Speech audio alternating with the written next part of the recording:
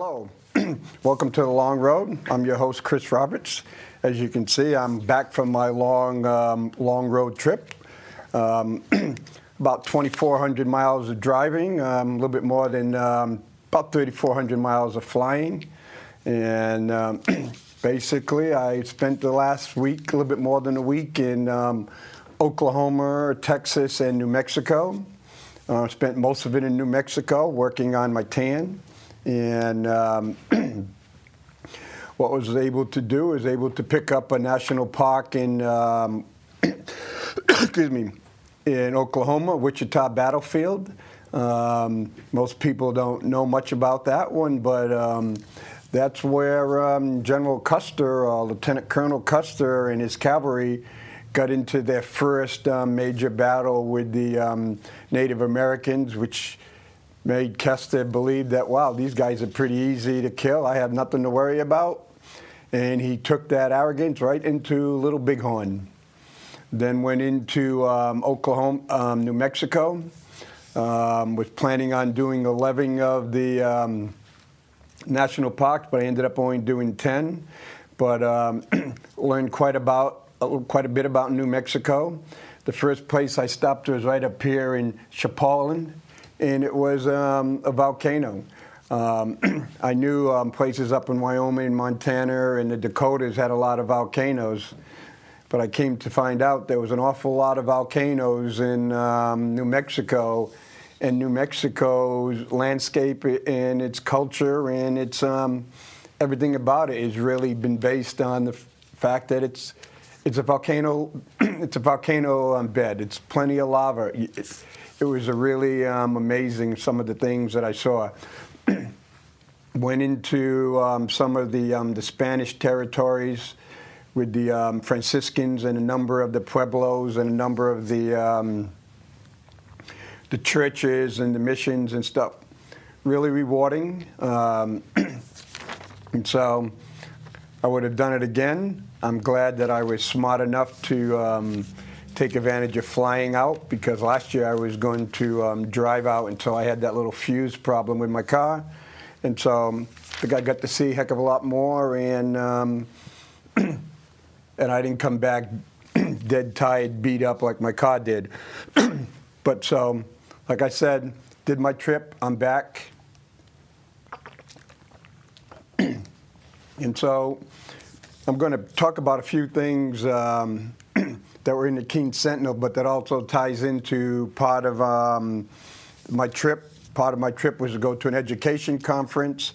Another, and it was in Oklahoma City. And when I was in Oklahoma City, there's a brick town, an old area, mill area, which they've really built up. And Friday night, Saturday night was prom night down in that area. And there was a really good article in the Keene Sentinel. Where did I do it? Concerning the prom, the amount of money that people are paying to go to the prom. Oh yeah, it's right here. Teens and their parents spending hundreds on the prom. And yes, a lot of them were all dressed up. A lot of them had some Hummer limos, Lincoln limos, Cadillac limos, you name it. The limos, it's unbelievable. Some of the limos are stretched as long as a bus. And here's a person, Kit Yarrow, a consumer research psychologist. Talk about bringing it right down to a small little group. She says, prom is the new wedding, Yarrow said. I think that every society has to have a rite of passage into adulthood for young people, and the prom has become that. Now, just think of it. This woman went to college. She's a consumer research psychologist, so she's either a master's degree and possibly even a PhD, and she has made the determination that the rite of passage into adulthood for young people is the prom. Well, not joining the military, not growing up, not getting a job. Basic simple is, once you go to the prom, you're no longer a young person, you're an adult. You have now had the rite of passage. And I would think a lot of societies around the world would question whether going to the prom is a rite of passage. Going to the prom is the new wedding. If it is, I think that we may have some of our priorities messed up, or maybe we're setting our kids up for more problems. It said that on average, families expect to spend $1,139 on the prom this year, roughly 40% from the 2011 807 average. So in 2 years, it's gone up 40%, almost $400.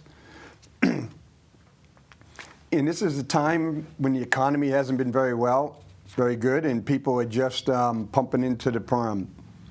It's going, and what really got me out on this was, here's a woman, Brenda Cruz, has been unable to find work for years, living on monthly disability checks of less than $1,000 a month.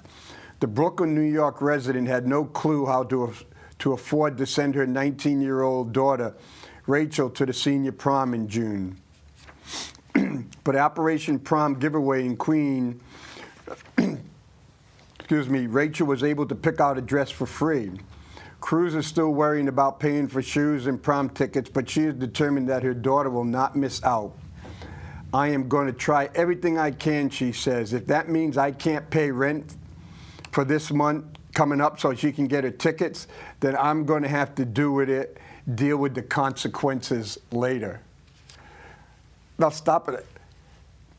The woman is living on monthly disability checks of less than $1,000 a year. She's a dialysis patient waiting a kidney transplant, and she's living on less than $1,000 a month in Brooklyn, New York. Has no clue how she could afford, but she says, my daughter's going to go. I'm going to try everything I can. If it means that I can't pay rent for this month coming up so she can get a ticket, then I am just going to have to do it and deal with the consequences later. First thing is, if the prom is a rite of passage from being a youth to an adult, maybe the 19-year-old daughter could say, Mom, you know what? The prom is important, but it's not that important that we could possibly get evicted. It's not that important that we don't have any food to eat this month. Or, Mom, I'm 19. Maybe I'm an adult. I'm a legal adult. Maybe I could have said, hey, you know what? If it's going to cost $300-400, maybe I could have got a job. Or even if I had a job, maybe I could have saved $300-400 over the course of the last year so I could buy my own ticket or I can buy my own stuff. But this is saying is the prom is a rite of passage, and this woman is willing to risk everything just so her daughter can go to the prom. It may be a rite of passage, but I don't think it's the right passage. The other part was families with household incomes below $50,000 a year plan to spend an average of $1,245 on prom this year, compared to $1,129 for people with income over $50,000. And single parents plan to spend $1,563, nearly double the amount of married parents. You know, let's hear it. It's like watching the Steve Harvey show and listening to this stuff, and he's just shaking his head. Wait a minute. You make $1,000, you're on disability, but you're not going to pay your rent so your daughter can go to the prom. You make less than $50,000 a year, but you're going to pay $1,245 for your son and daughter to go to the prom. But your next door neighbor who makes over $50,000 is going to spend on an average of $116 less. Okay.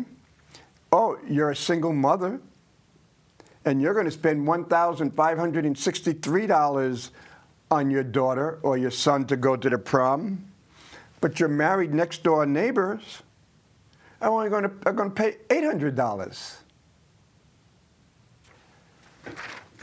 You know what? Then we wonder why children don't grow up to understand the value of a dollar or how to make wise decisions.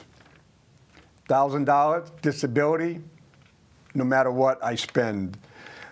Single parent, I'll pay double what the other married couple will pay. I make less than $50,000, that's all right. I'm going to pay more than the people who make more than $50,000 to send my child to the prom. And so we have anti-bullying plans and programs and everything.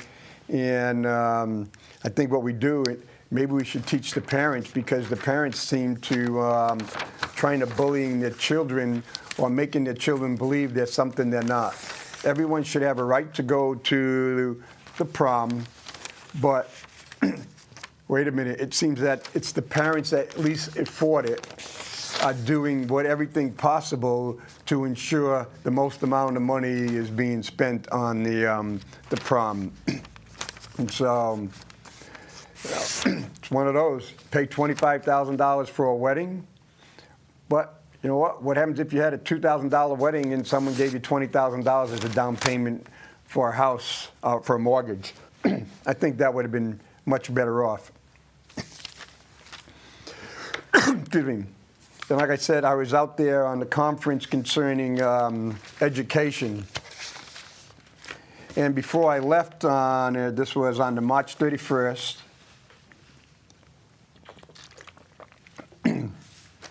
in the King Sentinel, and its cost woes grow.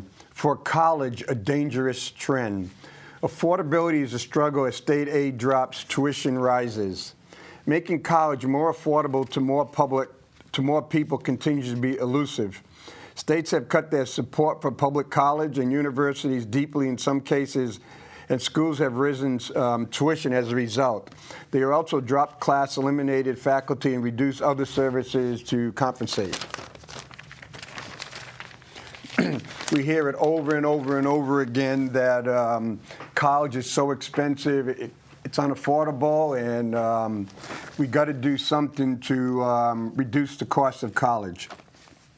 Goes, more than 3/4 of U.S. undergraduates are enrolled in public colleges and universities, according to federal data. More than half the money that these schools received last year came from local governments, and most of that was tax revenues, the Senate reports. Meanwhile, the annual tuition at a 4-year public college increased by an average of $1,850 over the past 15 years. Adjusted for inflation. Tuition costs in California rose 72%. People can go, wow, 72%. Well, guess what? 72% in California means that it will cost 5,472 years to go full-time for tuition in the state of California. $5,472. Florida, Washington, Georgia went far behind with hikes of more than 60%. This is, again, where they're playing the numbers. What you want to do is you don't worry about the percentage, you worry about what's the actual total dollars. So basically what you can go and say, in 2008, it cost $3,000 a year to go to college in California. Now it costs $5,472. And $5,472, plain and simple. In a lot of cases, mom and dad could help pay for your college. Yes, you can take student loans out. Yes, you could have got a job. You could have saved money. Yes, maybe you went and got a track phone instead of the new i5 phone or the new Galaxy or the new BlackBerry 10. Again, it came down to choices. The College Board reported last fall that the average tuition and fees at a 4-year public college is $8,655 a year. One of those is $8,655 per year. if college is so valuable and it's important to a lot of people, why don't parents start saving? Why don't students start saving? Well, because there's a trick in the game. If I take a 529 program and I put money away for my grandchildren to go to college, so my grandchildren go to college and they ask, do you have money? And go, yep, Papa saved this amount of money and bingo. And they'll say, okay, you don't qualify for grants or you don't qualify for low-cost loans because you have money. You did the right thing. You worked and saved money. Your papa went and saved money, planning ahead. But we punish people in the college system. Anybody who is responsible gets punished. Now, if your grandpa had spent all that money and you had spent all your money on a car and a fancy phone and all this partying, and so when you applied for college and you didn't have any money, we could have gave you some grants. We could have gave you some low cost because we want you in your college, but you don't have any money. And so that's really how one of the reasons that the system works. Do the right thing, plan ahead, take personal responsibility, and you have to pay most of everything. Don't plan ahead, don't take any responsibility. We'll find a way to get you money, whether it's with grants, student loans, or a combination of. And they go and they kept saying is, but why is college, the cost of college going up? Well, have you ever been to college dorms lately? Have you ever been to a lot of college campuses, college dining facilities, college stadiums? For example, Keene State College, it's got a beautiful dining facility. But the question is, that dining facility is, how does that dining facility improve education? Keene State College has some beautiful dorms. How does those dorms improve the quality of the education? I went to Keene State College. I started Keene State College in 1972. And when I came out of the Marine Corps and went back to Keene State College in 2002, I had classes in some of the same rooms that I had classes in 1972, except for the lighting and a few other things. Nothing had changed. Yes, they finally got around and improved in the science building.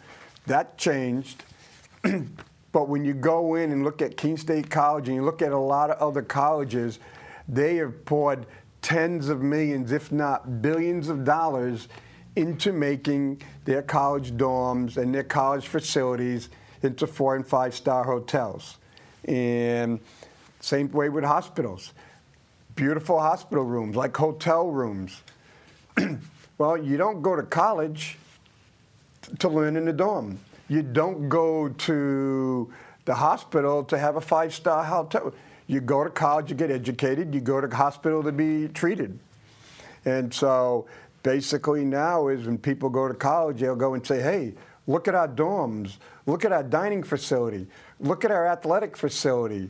Look at this. Look at this. Look at this. And, oh, yeah, we do have some new classrooms. Keene has improved its quality of its classrooms. But I think if we've gone back over the last 20 years and looked at colleges and found out where most of the money is going for colleges, you'll find out that it's going to the luxury items, the amenities, and not to the class. And amenities cost money. And because they cost money, tuition goes up. And so, like I said, I was out there on an education conference. And one of the papers that was given, the national scandal of non-graduating students' costs to the public. Goes, the majority of senior public institutions has a goal to increase enrollment on the ploy that they will gain more college students with this additional enrollment. When academic requirements for admissions enrollments are lowered to increase students on campus, they may actually increase the non-graduation rate status and not increase the graduation rate. In most states, there are very few academically challenged, college-ready students not already in college. And that's the key. In most states, there are very few academically college-ready students not already in college. And so, how does this, according to the American College Testing, based on, this is a test that's just like the SATs. In 2011, 1,623,112 students took the college entrance exam. Okay, 1,623,112 students. Only 25%, or about 415,000 people, high school seniors, who took the exam in 2011 were college ready in all 4 areas of English, reading, math, and science. When you look at the number of kids that go into college, only 25%, 415,000 children were ready to go to college. We're ready to start being educated at the college level. Another 15% were ready in 3 of the 4 areas. 43% of all the students, people who take this exam is because they plan on going to college. This isn't counting all the ones that go to college, because more and more colleges say don't have to take the SATs, don't have to take the ACTs, because they're not really meaningful tests. Well, we'll come back to that later. 43% of the students met only one benchmark or none. 43%, basically almost 750,000 children who planned on going to college, who paid good money to take this test, were ready in 1 or less of the reading, English, math, or science area.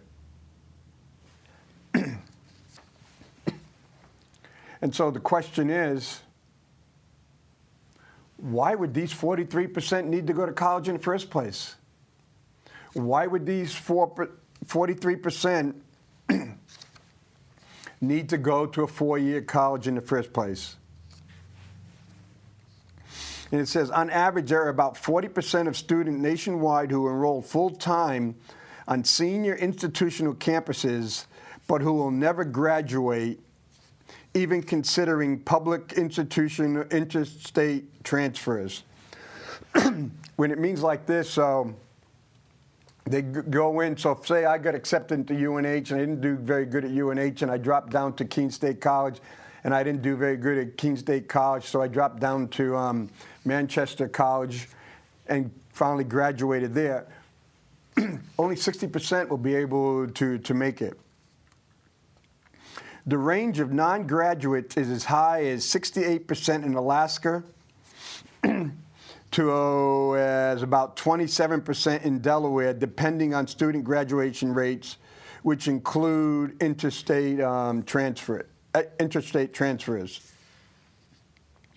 All graduation rates are made higher by grade inflation, institutional grade scales to make figure grade point averages maybe 4.0 to 4.0 plus, in which the latter makes a big difference on success of graduation. So again, what it's saying is basically a bunch of the states is, well, what we're going to do is, for say if I'm in Alaska, if I was going to pick on Alaska, and Alaska says, holy crap, only 32% of the kids who apply to our 4-year colleges, public 4-year colleges, are going to graduate. But we can make, and that's 32%. We don't want to look bad. So what we do is we give grade inflation. So if we kept really good grades, and we went to the national standard of this ACT standard, Alaska would be pretty happy to have 15% of their kids graduate. But we're going to have to go. It's like when I went to Keene State, was my first time around, there wasn't very many people that were graduating with honors. Nowadays, in most colleges and universities, it's easier to publish the list of the people who will not get honors than it is to get honors, because that list is going to be much smaller. Another issue related to student cost factors is that students enroll who have lower academic admission profile are more likely to have to take out loans to subsidize their college costs, only to find out they cannot adequately do the coursework requirement and are more likely to drop out. This only adds to the debt crisis many students face in trying to pay back college loans they should never have occurred in the first place. The institutions are not honest with these academically borderline students when they enroll. Because again, what we did is when we were looking at it, for example, in New Hampshire, when we said New Hampshire students have the highest rate of unemployment, the highest number. But again, that's graduates. They don't keep track of, they may do someplace, but the universities and most of these schools do not keep track of what dropouts owe. They'll say the four-year graduate of UNH has $34,000 in debt. Well, there ain't too many four-year graduates out of UNH. A lot of them are 5, some are 6. So again, you have to ask what they're saying is, yep, 4 years, 34,000, 4 years, 35,000. But wait a minute, 5 years could very easily be 60,000 because you had to pay an extra full year. And so of the 10 states that more than half of full-time students enroll each year that will never graduate. Louisiana has 55%, Utah 51%, Nevada 50%, Tennessee 50%, Oklahoma 51%, New Mexico 54%, Montana 54%, Arkansas 56%, Idaho 60%. And the New Hampshire, we were talking about New Hampshire. New Hampshire has 29%. And they go, wow, New Hampshire looks really good. Well, but there's another factor there. Keene State, on their recent one, 51% of the students in Keene State are from New Hampshire. Something like 40% of the students from UNH are from New Hampshire. New Hampshire, the university system ranks 49th out of 50 on the amount of in-state students that attend their own universities.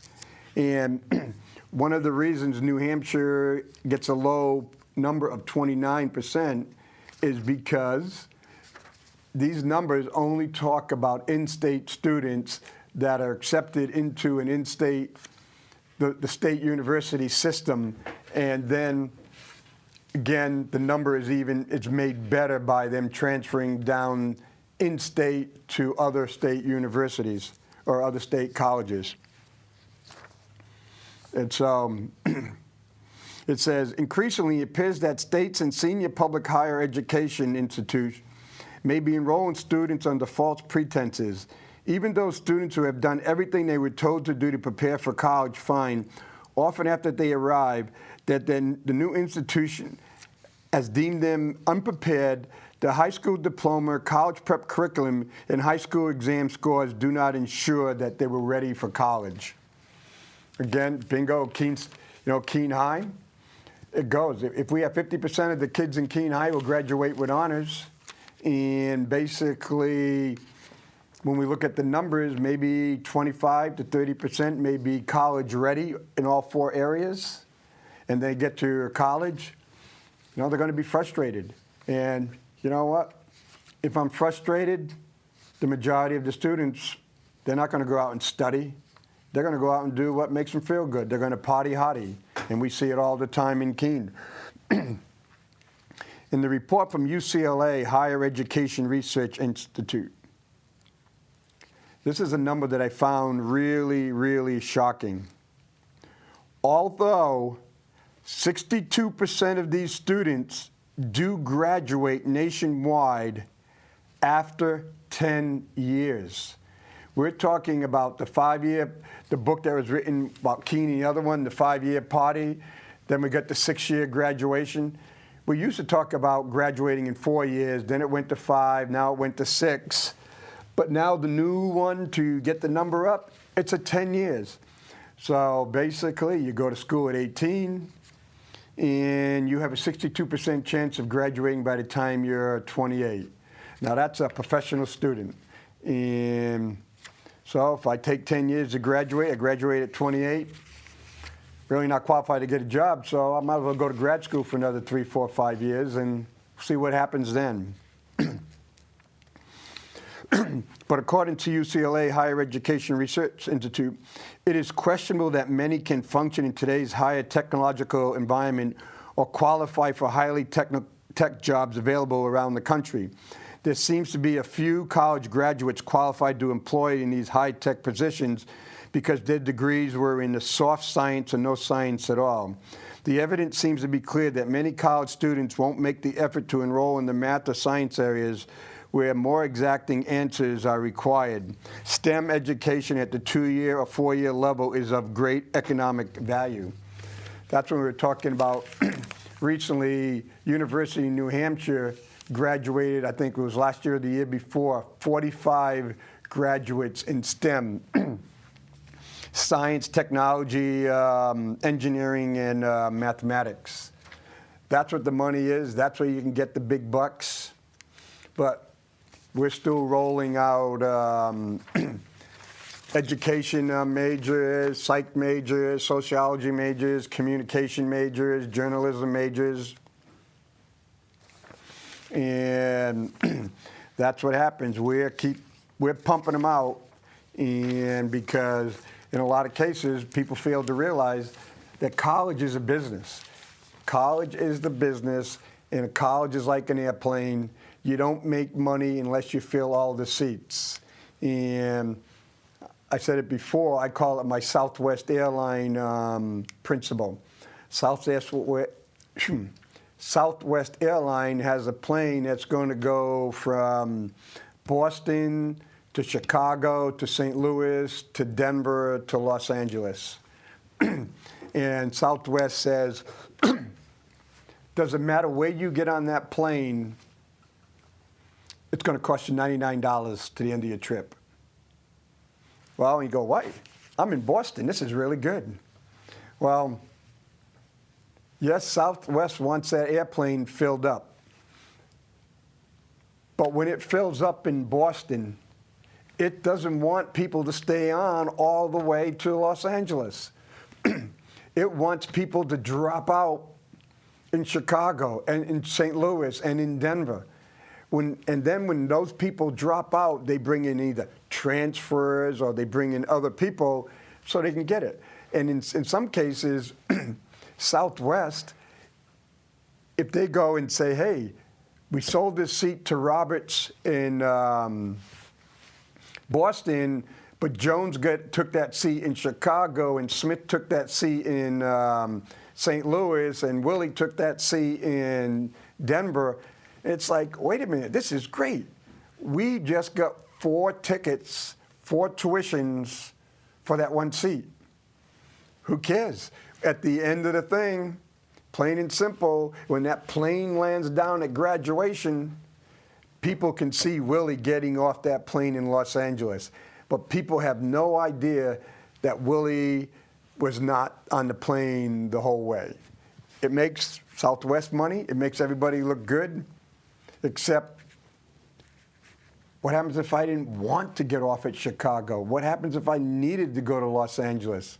How the heck do I get to Los Angeles now? I don't have money and I got these bills. And so that's one of the things that was showing up left and right.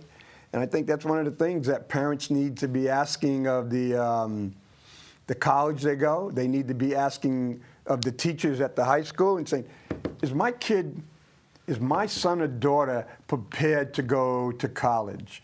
They should be demanding it of the principal. They should be demanding of the school board and saying, hey, can you assure me that my son or daughter who is received high honors at Keene High School and I was going to be accepted to the college, is fully prepared to take college level math, reading, science, and writing? Is he or she fully prepared to do that?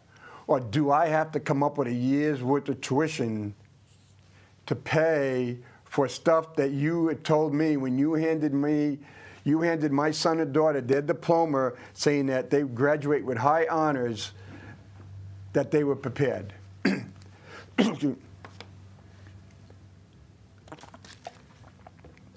As a parent, as a student, you have every right to demand that the members of the school board, your children's teachers, your children's school principal, go in and say, yes, without a doubt, person to person, man to man, woman to woman, or whatever combination is, I can look you straight in the eye and say, your son, your daughter is prepared to go to college and hit the ground running, not to waste a year of his or her life, or not to waste a year of your money doing what I should have done for them in there. And so, you know what? You're working hard for your money. You're working hard to prepare for your children's future. Make sure you make us work hard. If you're going to elect us on the school board, or you're going to pay us your hard-earned taxes to educate your children, to help educate your children, make sure we do our job. Hold us accountable. Hold us responsible. Because, you know what? If I'm on the school board and I don't do anything, it has no effect on me. It has an effect on your child's future. If I'm a teacher and I don't want to do a great job, it has no effect on me. I still get a paycheck. Hold it. Again, it affects the children.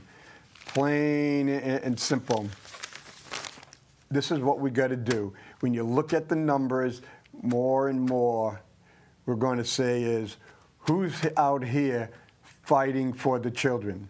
We have people fighting for school boards. We have people fighting for the teachers. We have people fighting for the principals. We have people fighting for the superintendents. But who's here fighting for what's best for the children? This thing of saying, well, you know what, the parent knows best, the parent knows best, a lot of times that's just a cop-out because we're not doing our job. Now, the other part, going over to education. Before I went out on my trip to Oklahoma, I was at I went to a luncheon at the State House. And while I was at the luncheon at the State House, I became totally disgusted. The president of NEA New Hampshire, one of the teachers' organizations, stood up, and I had to listen, and I was shaking my head in disbelief. And he came out and said, NEA New Hampshire endorses casino gambling in the state of New Hampshire because it's the moral imperative. And I'm going, I said, sometimes I don't, some of the words come in different, and I had to go and ask him, did he say the moral imperative? And the other people said, yeah, he said the moral imperative. And he says the moral imperative because without gambling, we cannot afford to educate our children. We cannot afford to take care of the people with mental illness. We can't afford to take care of the elderly. We can't afford, we can't afford, we can't afford. Well, first thing is, I really seriously have a real serious problem when someone says it's the moral imperative that we vote to support to legalize something that such as gambling, which a lot of people think is immoral. So how do you use the moral imperative as a justification to do what a lot of people think is immoral? I've been scratching my head on that, and when I was driving 70 miles an hour, 75 miles an hour through Oklahoma and Texas, I'm thinking back at this thing, and I'm trying to figure out, there's got to be some way up, some justification. I just couldn't get it. To me, the moral imperative is we're supposed to educate our children. We're supposed to keep our children safe. We're supposed to take care of people, help people who are developmentally disabled. We're supposed to take care of people who need us. We're supposed to take care of people who have disabilities due to no fault of their own. That's why, as leaders, we're supposed to make value judgments. So I only have so much. This thing of saying we're going to keep slicing up the pie. No. There are certain times that everybody can't get a piece of the pie. And we're at the point right now that everybody cannot get a piece of the pie. We need to go and say, hey, we need to spend part of that pie to educate the children so they can grow up, be self-resilient, self-responsible, so they're not going to have to depend on the pie. We need to go in and say, we got children who are developmentally disabled or developmentally disabled adults, and saying, we don't want to warehouse them in some mental institution. We want them to be able to be productive to the best intent possible. That's what we're supposed to do. We don't want to warehouse our mentally ill in the state prison or in the county correctional facilities. But to me, those is what the moral imperative is. That's what we're supposed to be doing. We're supposed to be using our limited resources to ensure that we can do the best that we can to help people help themselves and move on. No, we're not supposed to be going out there and saying, hey, yes, it's a moral imperative. We need gambling. And the reason we need gambling is because if you do not support gambling, we will not be able to educate your children. We will not be able to take care of your ill grandparents. We will not be able to help the mentally ill person down the road. That person who is physically disabled won't be able to work part-time. No, that is wrong. That is low. You don't go in and say, unless you do this evil, I'm not going to do right by these people. No, you don't do that. I have no problem with people gambling. If they want to gamble, they want to spend their money, they can go spend their money. But I really, really have a serious problem, and I find it quite insulting, where they're saying is, Mr. Roberts, Representative Roberts, if you don't vote to support gambling slots in New Hampshire, you know what? The children of New Hampshire are not going to get educated. The people who are disabled are not going to get help. The people who have disabilities are not going to get help. The people who have mental illness find them new homes in the county jails and the state house. So, Mr. Roberts, Representative Roberts, if you don't vote yes, it's all your fault because you failed morally. You failed the moral imperative. No. If you want gambling, gambling needs to stand on its own. Gambling needs to be over and above. You don't go and say, we're not doing what we're supposed to do unless the money comes from gambling. Unless the money comes from gambling. That is wrong. Plain and simple, that is wrong. To me, that is immoral and unethical. That, to me, is being totally self-serving. Our job as the elected officials is to make valuable choices which benefits the whole, as many people as possible.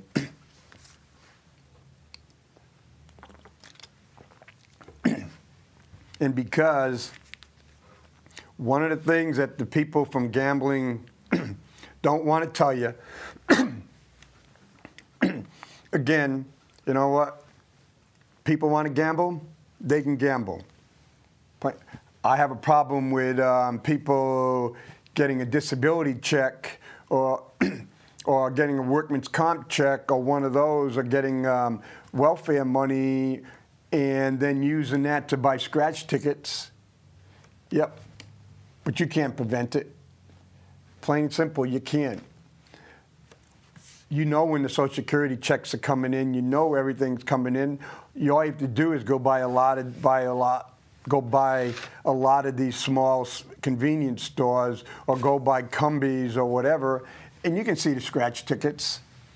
You know, I may buy a $1 scratch ticket or here and then around a holiday. My wife buys a Powerball every week. But you don't see me buying $10, $20, $30 scratch tickets. We up in the state, when they increased it, they knew, and the research showed over and over again, they knew who was going to be buying those tickets. The $20 and $30 tickets, at $5, $10, $20. They knew it was a sucker's game, and the people who could least afford it would always buy on a greater percentage, would always buy those extra, the more expensive tickets. Because that's one part. It's like, hey, you know what? So we're paying that money, but we'll do is we'll just tax the poor right around, because we know if they have an addictive behavior or whatever, or they feel depressed, or just, they're going to go for that last grasp, and they're going to spend all their money big time. It's like, well, why would I buy $31 tickets? Let me buy 3 $10 tickets. Let me buy 1 $30 ticket, and maybe I can hit the big time. Well, they don't hit the big time. New Hampshire pays out hardly anything on its scratch tickets. And so they know, we in the State House know, the people on support on both for and against.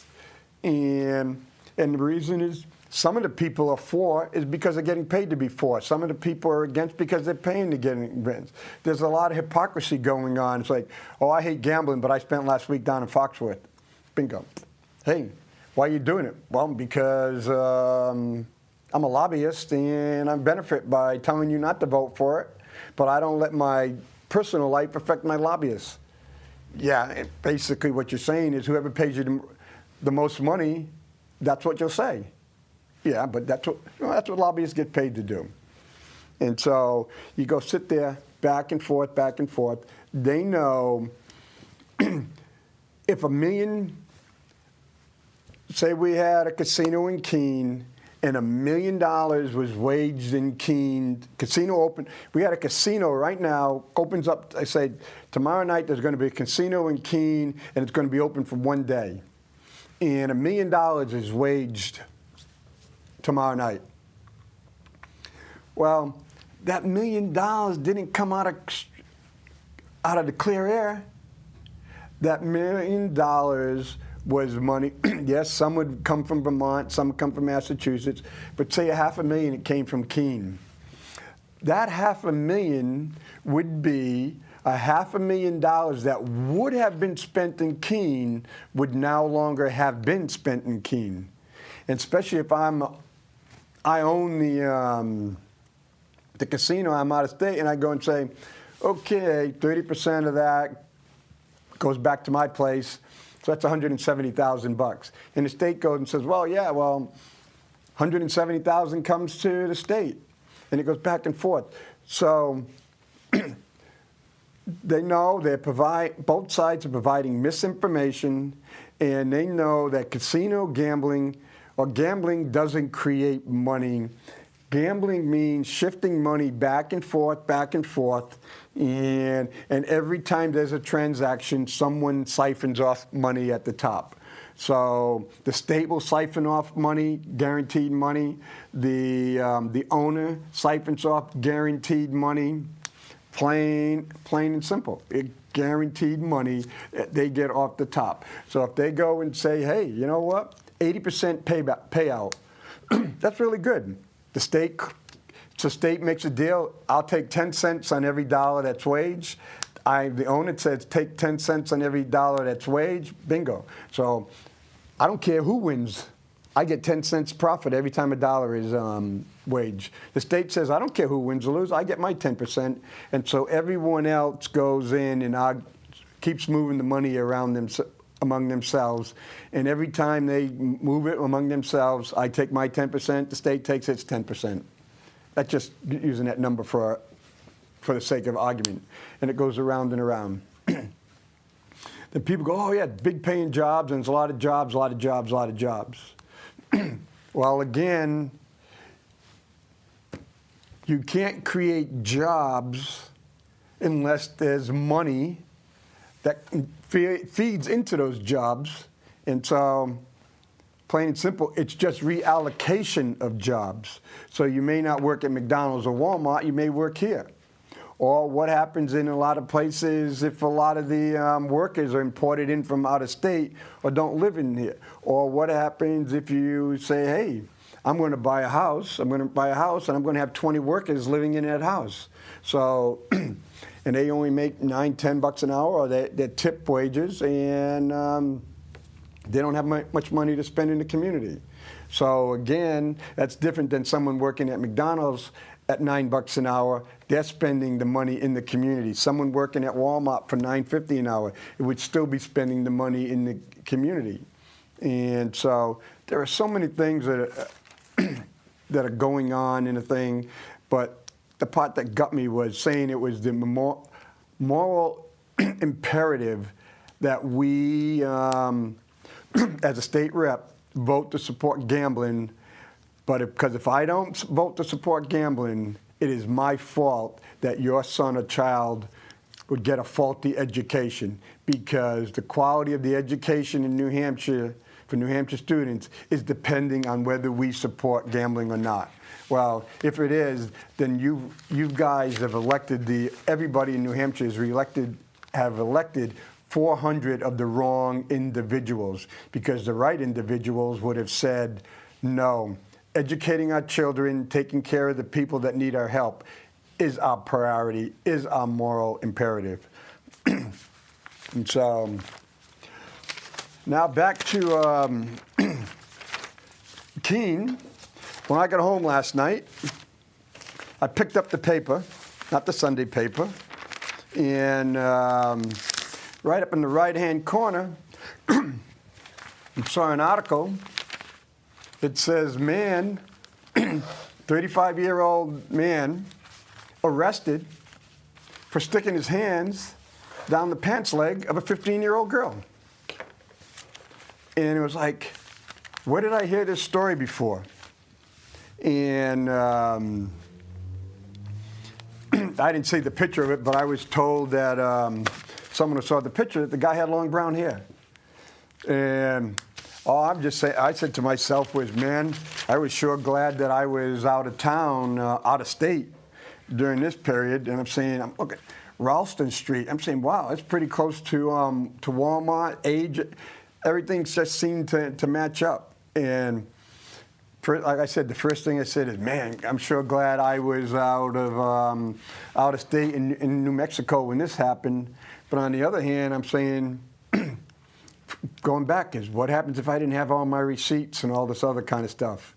I could have been that guy on that front page, and you know, and being facetious or whatever, it's better him than I.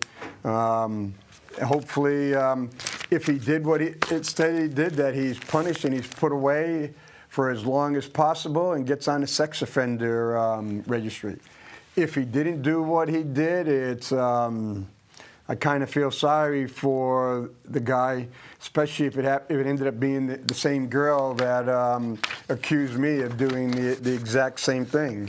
And so that's why some things, you know, when you make false accusations, it can really have an effect. And you never know what the consequences of a false accusation could be or would be. And so I'm upset that it's on the front page. I'm upset an incident like that could have even happened in Keene. It just shouldn't be happening. And 35-year-old guy sticking his hands down a 15-year-old girl's pants, you know, doesn't make Keene look good. And so, again, if the guy did it, he needs to be punished as quickly as possible and be sent away and given full room and board up in the state prison. And if he didn't do it, then that and it happens to be the same girl, then we really we have a just as serious problem, because one, how do you convince her that you don't do things like this? She's still a minor. So the other one, so my throat's all dry and everything, being out in that hot weather out in New Mexico and eating a lot of sand and red clay and red sand and stuff. So glad to be back and quite warm. And I like my new green cowboy color shirt. They come from that area. And so again, well, I'm glad to be back, and I'll see you out there on the long road, and have a good day.